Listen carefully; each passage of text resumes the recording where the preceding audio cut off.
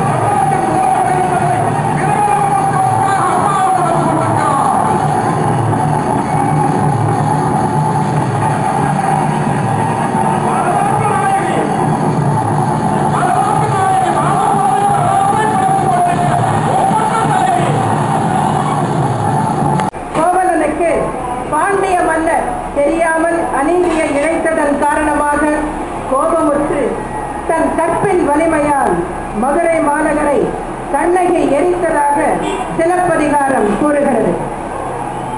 தமிழ் அறிஞர் நக்கீரன் பிறந்த ஊர் மதுரை. இன்றளவும் பெண்களின் வீரத்திற்கு அடையாளமாக போற்றப்படும் வரலாற்று வீரமங்கை ராணி மங்கம்மாள் ஆட்சி புரிந்த இடம் மதுரை. இப்படிப்பட்ட பெருமை மிக்கவர்களின் குணங்கள் தான் மதுரை மாநகர மக்களின் ரத்தத்தில் குடிகொண்டிருக்கின்றன.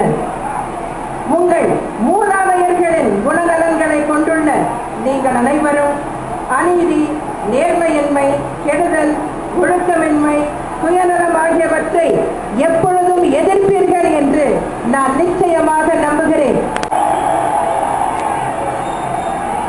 ஒரு காலத்தில் மீனாட்சி அம்மன் கோயிலை சுற்றியே மதுரை மக்களின் வாழ்க்கை அமைந்திருந்தது. பகல் இரவு என அனைத்து நேரங்களிலும் யாத்திரிகர்களும் சுற்றுலா பயணிகளும் உள்ளூர் மக்களுடன் கூடி பழகுவதை நீங்கள் பார்த்திருப்பீர்கள். இதன் காரணமாக மதுரை தூங்கா நகரம் என்று அழைக்கப்பட்டது. இன்று இங்குள்ள மக்கள் தொடர்ந்து அச்சத்துடன் வாழ்ந்து கொண்டிருக்கிறார்கள். தற்போது மதுரை தூங்க முடியாத நகரம் ஆகிவிட்டது. சாதாரண இட்லி கடை வைத்திருப்பவர் முதல் நகைக்கடை அதிபர் வரை ஒவ்வொருவரும் அழகிரி அரசுக்கு கப்பம் கட்ட வேண்டும். இந்த கூட்டத்தில் நான் கலந்து கொண்டு தற்போது உங்கள் முன் உரையாற்றிக் கொண்டிருக்கிறேன். யார் அஞ்சுகிறார்கள், யார் அஞ்சவில்லை என்பது உங்களுக்கே என்று தெரிந்துவிட்டது. உண்மையான அஞ்சா நெஞ்சம் யாருக்கு இருக்கிறது என்பதை இன்று நிரூபித்து விட்டேன்.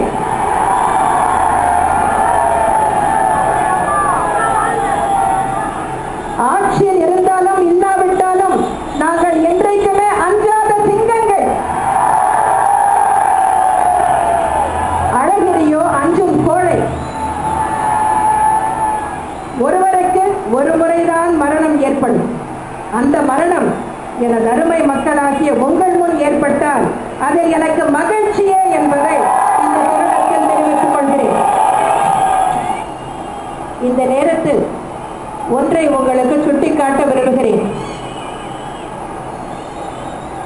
கோவையில் அண்மையில் ஜூலை மாதத்தில் மிகப்பெரிய கண்டன ஆர்ப்பாட்டம் ஒன்று கழகத்தின் சார்பில் நடைபெற்றது.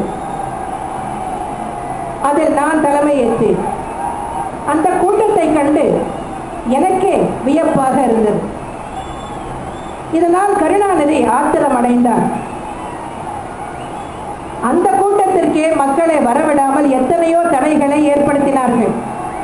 காவல்துறையை வைத்துக் கொண்டு கழக தொண்டர்களும் பொதுமக்களும் என்னுடைய கோவை கூட்டத்திற்கு வந்த வாகனங்களை எல்லாம் கோவையிலிருந்து 10 கிலோமீட்டர் தொலைவில் நிறுத்திவிட்டார்கள். ஆனால் 10 கிலோமீட்டர் தொலைவையும் கடந்து மக்கள் நடந்தே வந்தார்கள். மிக பிரம்மாண்டமான கூட்டம் அங்கே திரண்டது. அதனையடுத்து கடந்த ஆகஸ்ட் புதிய திட்டங்கள் அறிவிக்கப்படும் என நான் கேள்விப்பட்டிருக்கிறேன். முதல் முறையாக ஹார்லிக்ஸ் வழங்கப்படும் என்ற அறிவிப்பை அப்பொழுதுதான் நான் கேள்விப்பட்டேன். மிகவும் விசித்திரமாக இருந்தது. அதே போன்று கடந்த ஜூலை 18ஆம் தேதி 200 கிராம் எடை கொண்ட 8700 ஹார்லிக்ஸ் பொட்டலங்கள் ஆண்டிப்பட்டியில் வழங்கப்பட்டன. ஜூலை 20ஆம் தேதி மதுரை உயர்நீதிமன்றத்தில் இதே 200 கிராம் எடை கொண்ட ஹார்லிக்ஸ் பொட்டலங்கள் காணாமல் போனது குறித்து ஒரு வழக்கு வந்தது. காவல்துறையினர் புகார் வாங்கவே மறுக்கிறார்கள் என்று அந்த மனுவில் தெரிவிக்கப்பட்டு இருந்தது. இதன் பிறகுதான் அதற்கு முன்பு ஜூலை 12ஆம் தேதி ஹார்லிக்ஸ் கொள்ளையடிக்கப்பட்ட செய்தி கசிய ஆரம்பித்தது.